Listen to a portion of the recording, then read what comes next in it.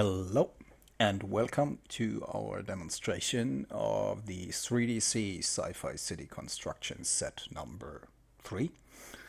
I want to do this tutorial videos for this and for upcoming products, so forgive me if this is going to be a little bit messy. I promise to improve.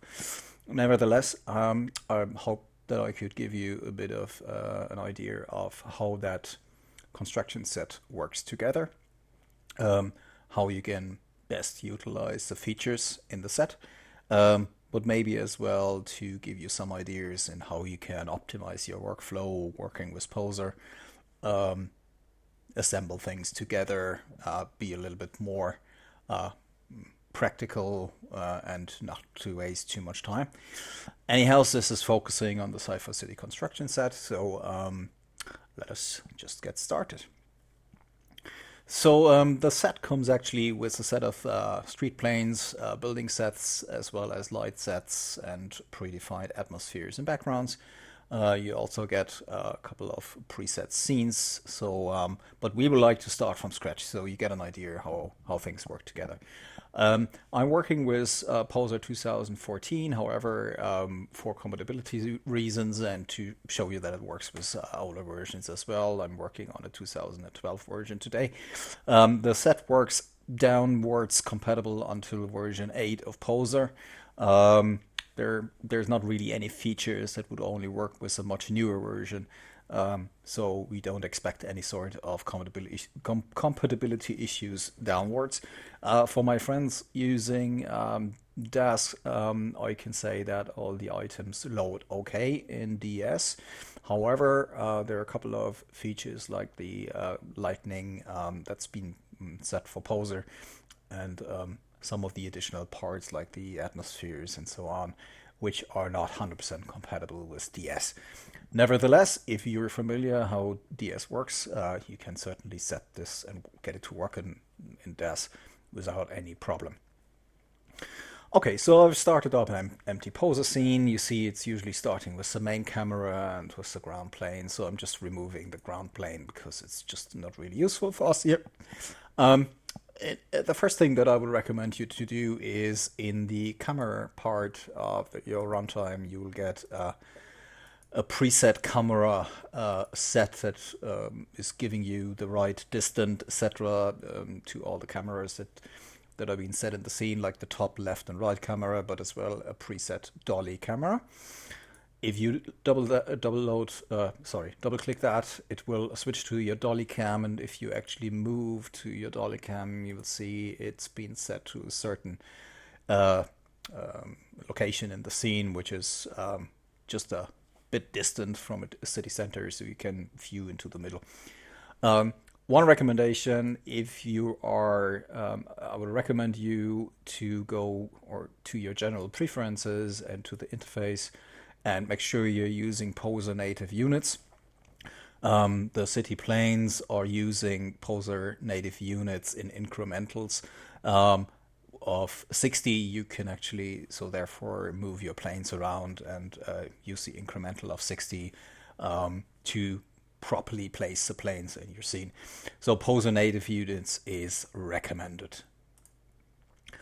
Okay, so the first thing I would like to show you is how I usually group things together in order to work in a more fluent way. So if you go to your figures in your runtime and you go to 3DC Commons, you see a thing that I call holder, which is basically a grouping tool. It's doing nothing more than just loading a figure with a bone underneath that I call holder. There's no objects to that. There's no polies or something.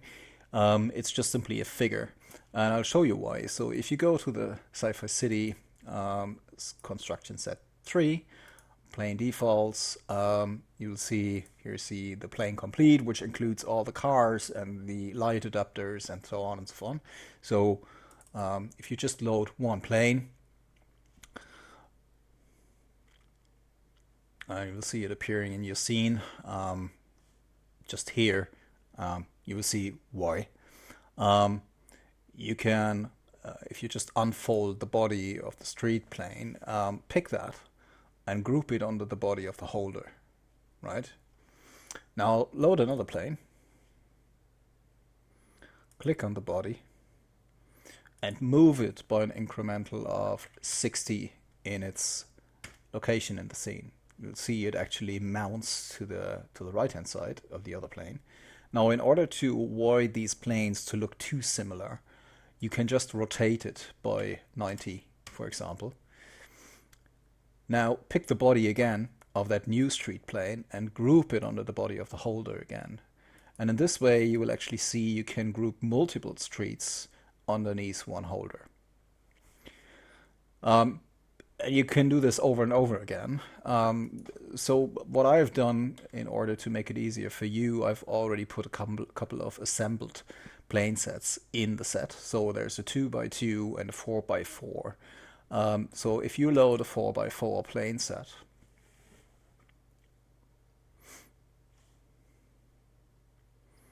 you will actually see it's already grouped together underneath one holder. The good thing here is, since we are using a Poser native unit set of 60x60, if we load another holder, so you see this is grouped all underneath the body of one holder. So if we are loading another one,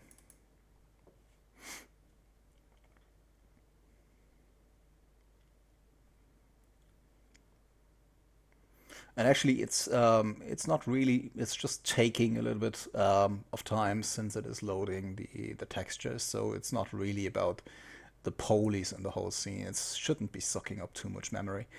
So you see it's grouped underneath another holder.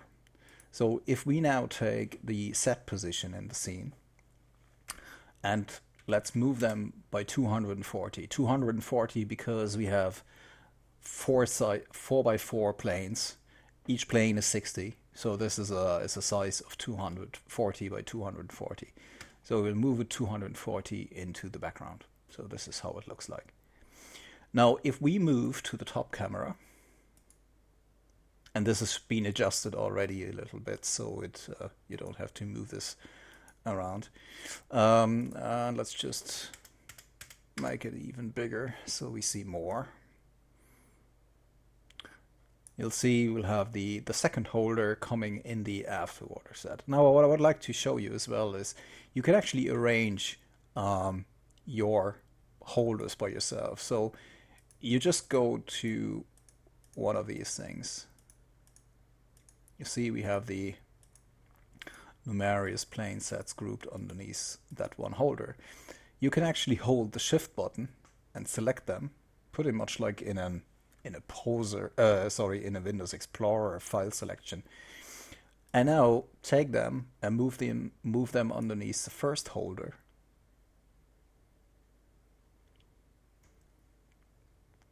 Takes just a little bit of time because Poser's moving that across in the memory. We can delete the second holder now. We don't need that anymore. And now we have everything under one holder. Now the nice thing is actually if you select, you just need to select one bone and make sure you have holder and holder. If you now go to your figure runtime, you can save that. Say we have a 4x8, say whole group. And now it's going to store that in your figure runtime. You see, I can load this again.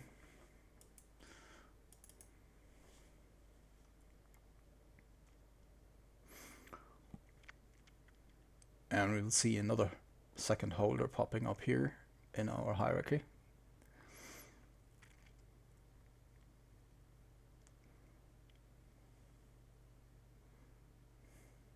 So this is actually just more organizing within Poser. It doesn't really has a lot to do with building the scene. It's more like how you organize your workflow. Since once you have done that, it becomes much easier and quicker for you to get your scenes together. So I'll go to the second holder now and adjust that by 240 to the right. You'll see you have a much bigger plane now. Okay, now let's go back to the dolly cam, so you get an idea of how it actually looks like when you look into your big city. Now that's the first kind of part that you would probably need to do in order to build your city. Now, what I would like to recommend here is to now create some sort of a background so you get an idea of how deep your city is going to be looking like. In the previous versions, like in version 2 of the SciFi City Construction Set, I've been using a poly-based hemisphere that I've been putting pretty much like over the city, which was good, but it's actually becoming a little bit messy when you want to work with like a style background with clouds and all of that. And it makes it a little bit unflexible when you want to modify your background, when you want to have a planet somewhere and all that kind of stuff. So what I just simply found is we'll create a simple background, and I'll show you the way really I've been building this. It comes with the set predefined, but I would like to show you how you can build this by your own. For that, we need to get an idea of how view into a city or into a deep scene works. So when you look at this out there in the world, you will find that after a certain depth in your view, it becomes hazy.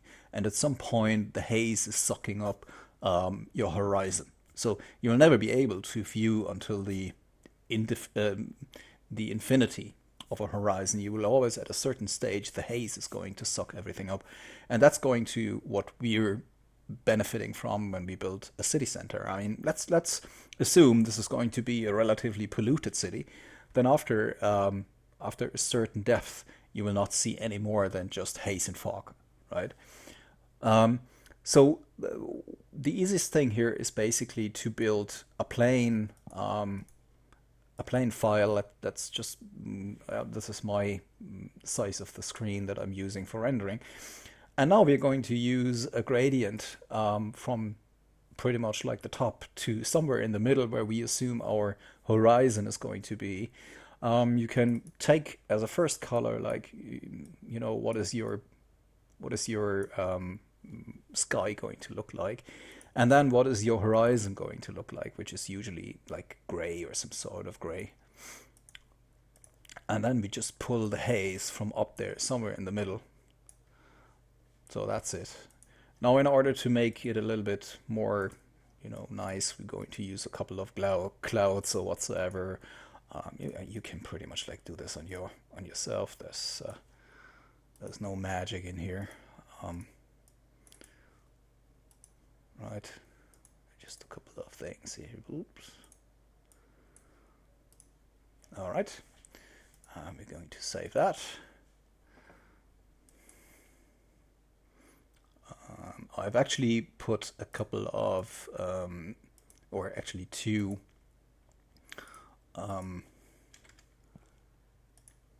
pictures for you in the product. So in order to make this your background, go to Materials. And now, let's just go to the background.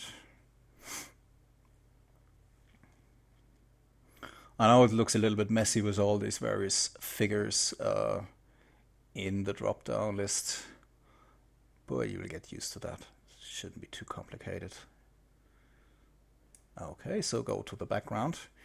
So now we're going to make a new node, 2D image map, and we'll choose our background that we just created. Here we go. Like the filtering, like none, and just make sure you put the auto fit in here so it's actually spawning across your whole, across the whole thing. Now that's the background picture. Now the trick here is actually we'll need to create a haze that is going to sucking up our depth of our picture. So we'll go to the atmosphere now. Again, I'm sorry you need to scroll down here. You probably should put yourself a bit of a coffee bin near to you. So if you do that, it's great muscles in your pointing finger. Oh, here we go. I've made best experience depending on the size with a depth queue end distance of 1000 to 1600, depending on how big you want to build your city. Now the trick is go to the depth queue color and point it to the middle or somewhere there where in your picture you've actually assumed the horizon to be. So that's going to adopt that to the color of the atmosphere. Now let's make a quick sample here.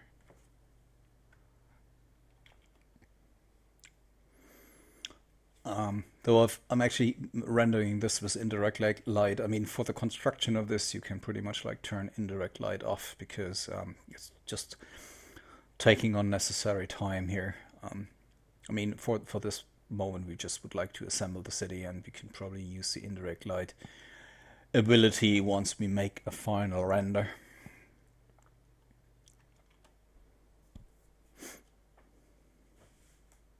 So you see it's now building up, and there is still a bit of visibility on the end there. So there are two options now. We either decrease the end distance of the queue, or we actually build a bigger city that would be going much deeper.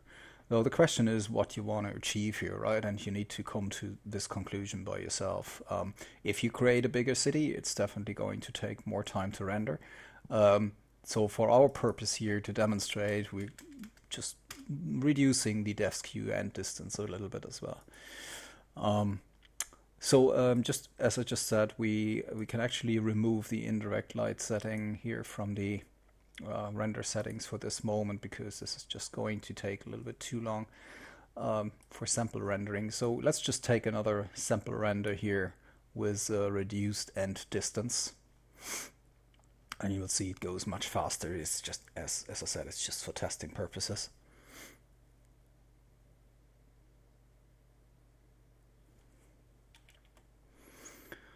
So now we see it actually becomes relatively impossible to assume where the city really ends, right? Now, that's it actually for creating a proper haze. What I would recommend as well is that you now put a bigger building to pretty much like the end of the scene, so you see how the effect is going to apply to things in the foreground and things in the background. So let's just put a bigger building into the scene, and this will as well explain a little bit of the workaround of how to apply bigger buildings. Okay, though let's load one building, and you will actually see the building appears in your hierarchy here. Now you know it's just there, so you know that you can group things together. So the easiest thing would be here actually to load the signs of that building, which is the additional detail, just to your scene. And now take that and group it under the building.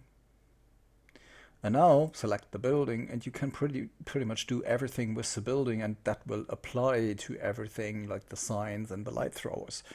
So let's just double the size of that building to ensure we have it properly matching to the scene environment.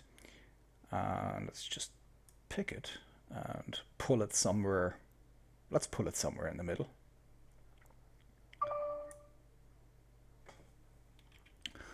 So that's a building now in the middle of the scene. Let's just load another one. Maybe something bigger.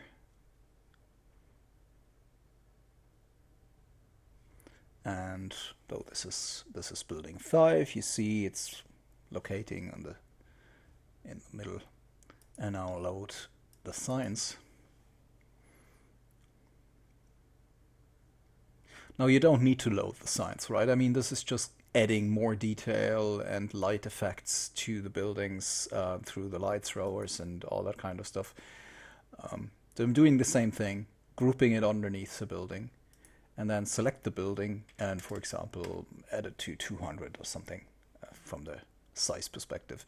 I'm also lifting it up a little bit, and now I'm going to the top camera You see the building is located around here, but I want it to be somewhere in the back because I would like to see how the depth queue affects the things in the distant.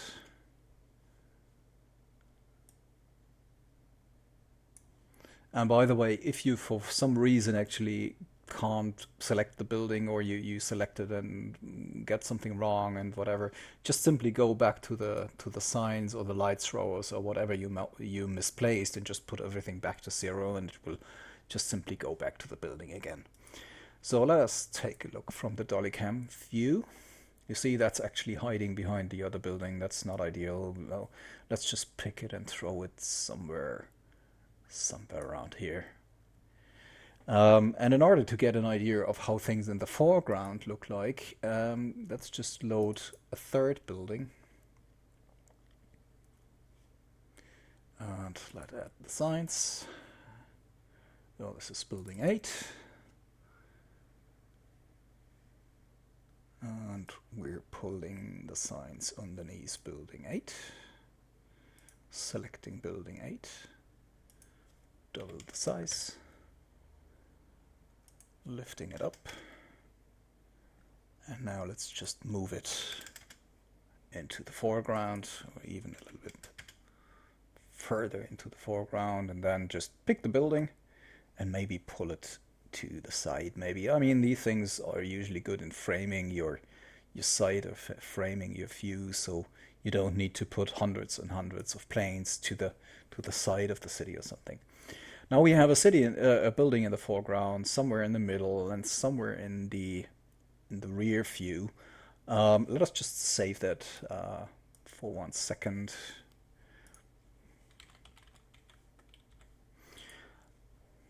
So we're not losing anything, just for the case. And let's now make just a rectangle render of the things which are inside, just to make sure we get an idea how the haze effect is going to work.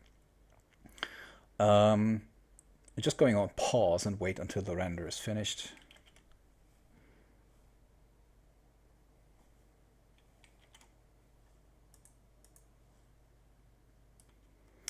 Oh, here we go. Just for the case, if you thought pauser crashed, it didn't. It's actually just because I hit the pause button here on my keyboard for the screen recording to pause, and that causes Poser to say it's not responding, so don't be afraid of that.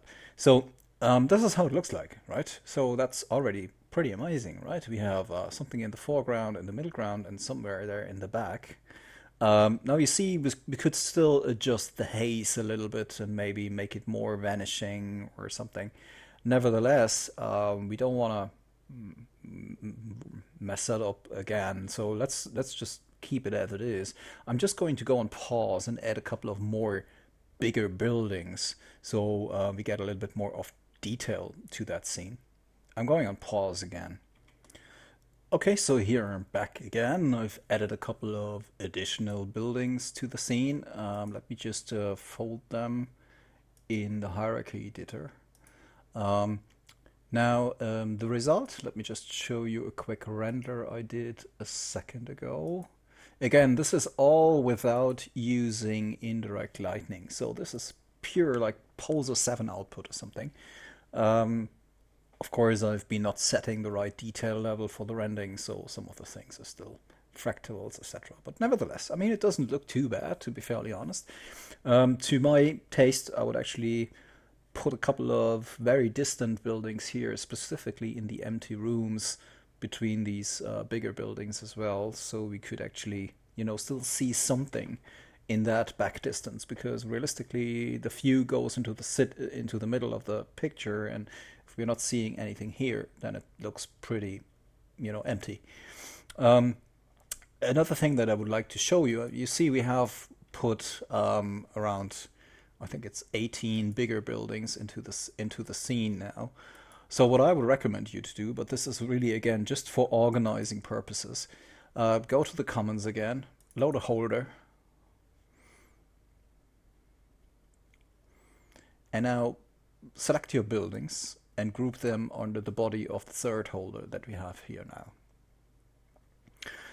Now, why am I doing this? So the reason is basically if you would like to compose a much bigger or much more complicated scenery, then you would probably like to work in different waves, and that's what I do.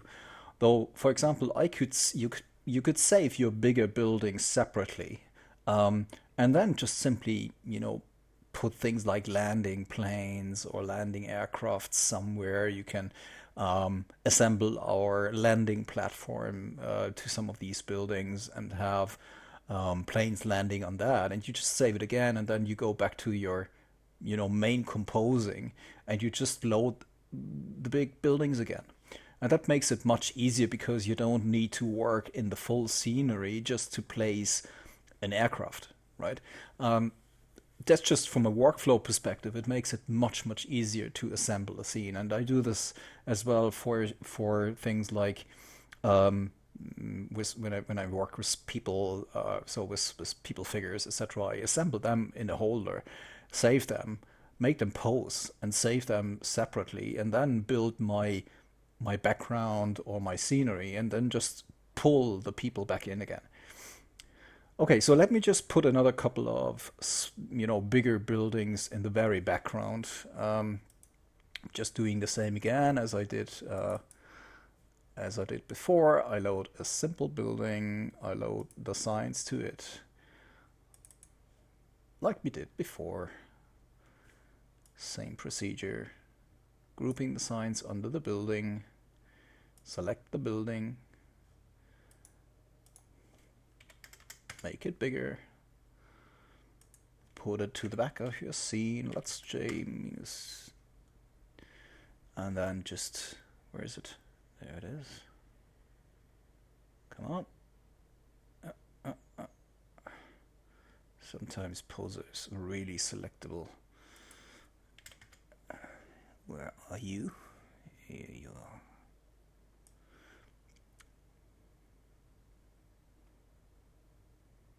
And really, this is just to make sure the scene doesn't look too empty in that middle, right? And just to make sure it doesn't look too similar than the other building, just rotate it around, you know, so you look at it from from a different angle or a different perspective. And let's just pull another building in there. Maybe this one here again, but maybe we just take it from the side view. Loading the signs.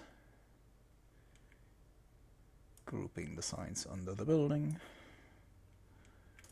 Select the building. And multiply by 200. Pull it a little bit upward. Rotate it maybe by 90. And then we pull it right there in the background.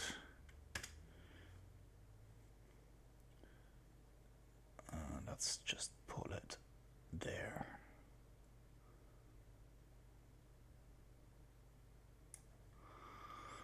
All right. Well, that should work. Again, let us just take a look at our render that we did a couple of seconds ago. So this actually is a render that we have done with preset lights that came with Poser. There's actually no lights loaded from our library. Let me just organize the new buildings here under that holder. Whoop. Okay, so let's load a predefined light set from the city. Let's use the daylight.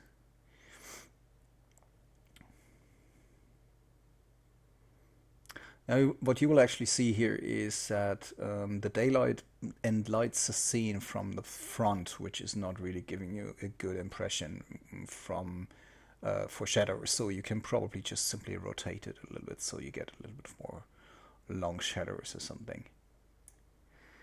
And it is actually coming with a blue, with a yellow sunlight. So you may want to make this white. Let me just make a sample render, and I will be back in a second so we see how that now looks like. Okay, so here we go with the output of what we just put together. You may probably want to fiddle around a little bit with the sun and the shadows and all that kind of stuff to get a better impression of how things should be looking like or whatsoever. But nevertheless, I mean, if we take into account that this is being rendered without high detail or without any indirect lighting, etc., I think it's already a relatively amazing picture. Um, Now, what I would like to do here is I've been adding just a couple of more, buildings into the background as well to my scene, and just adjusted a couple of other things.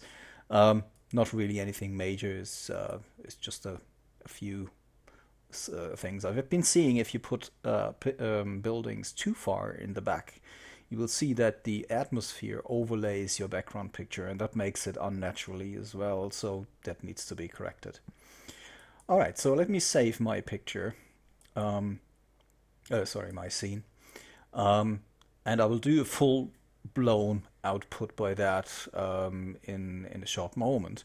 But I would also like to show you how easy it actually is to build a night scene. So let us do this. Let us go to the material room and let me just select my background. Actually, this is a quicker way of doing it. Just go there, click it, and now select the night haze picture that I've been including in the scene. So that gives you a night view. You see, oh, actually the moon is actually appearing nicely there behind the building. So that looks great. And now select the atmosphere. Again, it's just going to add a little bit of muscles to your pointing finger. Just hold it down and keep scrolling down and down. You have, as like we say, you need to die one death. You either have to go through this in your figure section or in your prop section in some way. You always have these buildings somewhere. Um, that's the downside of building scenes uh, that are flexible. So that let us use the haze color of the night picture. And now let's use a predefined light setting for the night. Um, you will see there's no real big main light in that scene. There's just an ambience light, which is just adding a little bit of general um, illumination, and then there's a light which is an infinitive light, um, which should be emulating some sort of a moon or something. So depending on how bright you want to have that, you can actually lighten that up a little bit, and if you want, you can actually have that moon to shine from the behind or from the front. Totally up to you. If it comes from the front, your shadows will be minimal. If it comes from behind, it's probably going to be a little bit too dark. So you may want to fiddle around a little bit with that.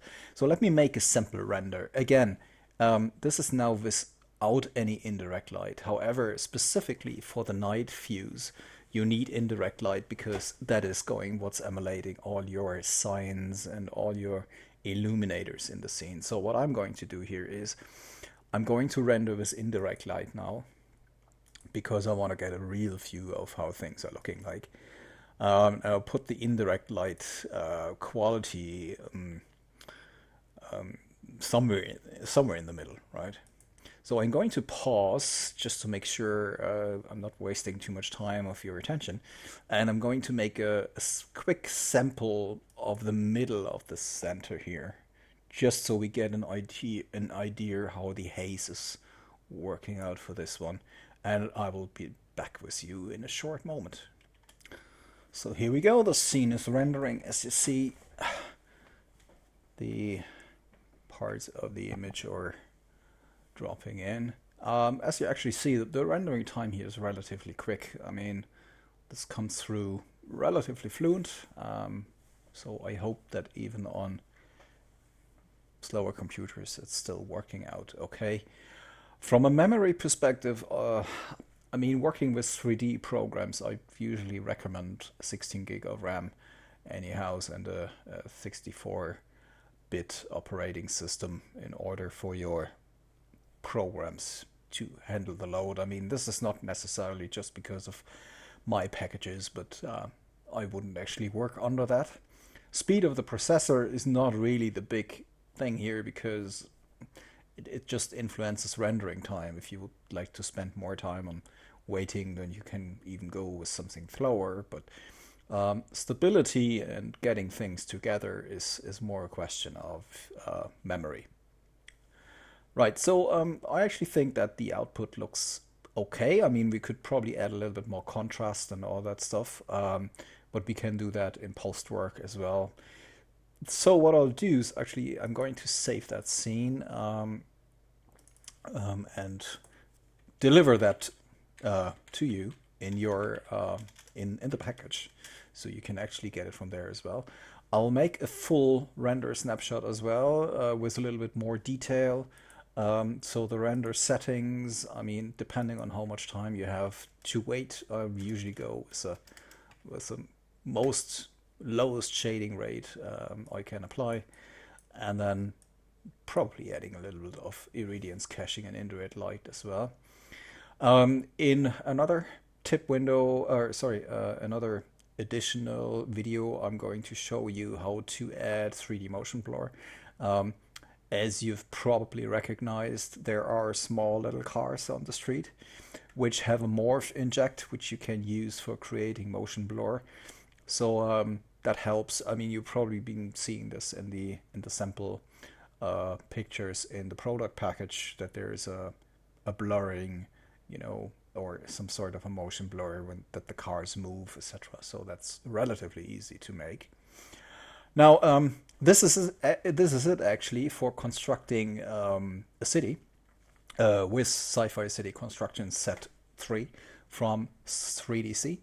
I'll hope that you have fun with the set.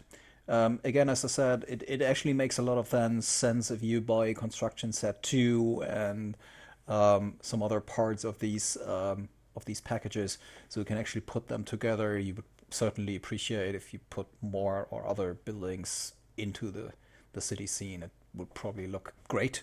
But nevertheless, all we've done today is been made with that construction set. There is no additional or any other elements that I've added to this. So again, I hope you have fun with that, and yeah, happy rendering, and we'll see us later.